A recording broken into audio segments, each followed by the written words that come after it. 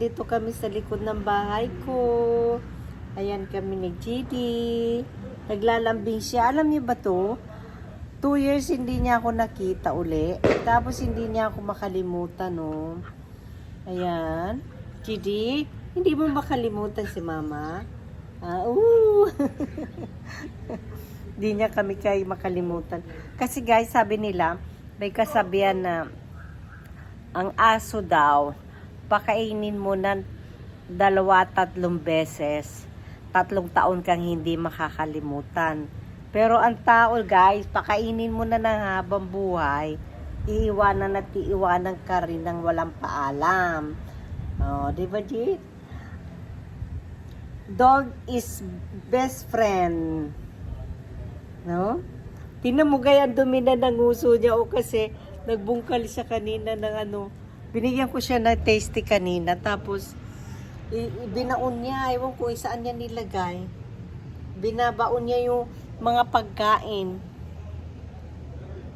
Kaya love our animal guys. Kung may animal kayo sa bahay, may aso kayo, kailangan mahalin natin kasi sila ang nagbabantay ng ating bahay everyday pag wala tayong tao. O, dana? Yan o. Shoot naman yan. O. No, yun naman yan. Naman si Magman yan ha? Ligo tayo be? Liligo ikaw? Ha? Kaligo? Nandito ka kayo sa likod ng bahay ko. Oh. Kagigising ko lang. Gigising lang. Alam mo ba guys, sa Germany hindi ako masyado makatulog. Pero dito sa Pilipinas, paghiga ko pa lang, tulog na kaagad ako. Ibang-iba talaga. So, ayan. Yan ang paligid ng bahay ko. So, ayun o. Tignan mo. Lagi silang nag-aaway o.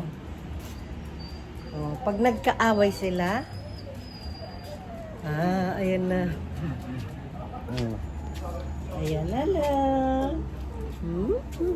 Di mo na, oh. Di mo, mami. Mami, love. Kobe! Kobe!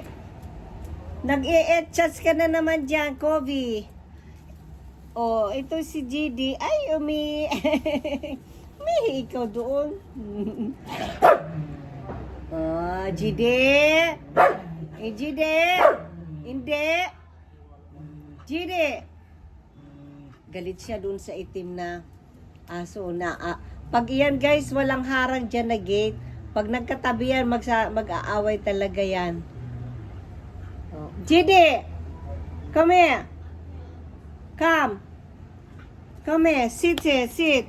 Ikaw salbahay ka ha, hindi ka naman inaaway eh. Kasi guys, ito kasi nagsiselo siya. Kasi siya nga naman ang original na dog dito sa bahay. Kaya nagsiselo siya. Tsaka hindi siya kapon. Lalaki yan. Kapon, GD. Bakit ganyan ugali mo? Ha? Ha? Friend lang. Friendly lang. Salbahay ikaw. Upo. Sits. Sits. Oh, sits ka dyan. Sits. Dati guys, nung pag umuwi ako dito dati, katabi ko yan pag matulog 2 years ago. Kaya, lagi yan, nasa tabi ko matulog yan. Pero ngayon, dahil nga 2 years ako hindi umuwi, kumbaga parang hindi siya masyado na naalagaan, napapaliguan, kaya ngayon takot siya sa tubig. Kasi aso yan nung aking bunsong anak, kaya naman.